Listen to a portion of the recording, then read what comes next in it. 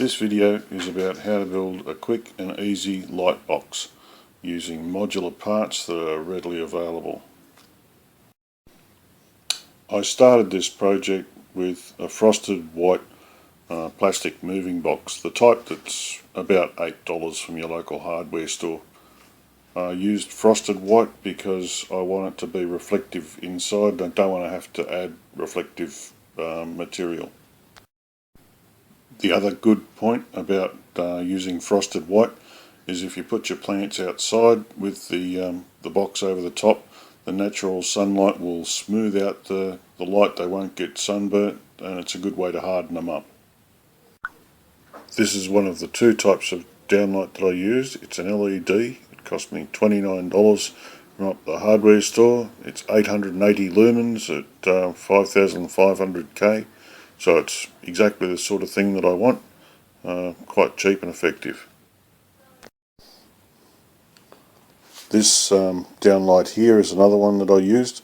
It was one I had lying around the house because it's the type that I used in my kitchen. I just kept it as a spare, but these things last for about 15 years, so I've never needed a spare. The thing I like about this is the large heatsink on the top to get rid of the heat. It never actually gets warm, but I just like having a nice large heatsink. But it's more expensive. These ones are about $39, I think. The first thing that you do is turn the box upside down and drill 3 holes to fit your lights. Now my lights are 2 of one type and 1 of another type, so I've got 2 different size holes there. Here you can see where I've fitted the 2 different sized LEDs.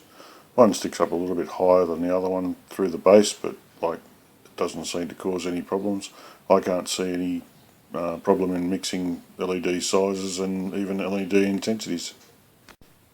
Now I've fitted the third LED in the centre, and in this frame you can see that I've drilled 2 small holes. Well, actually I've drilled 4 small holes and joined the two pairs together. What I'm going to do is fit a zip tie through those 2 holes to hold a power board in place.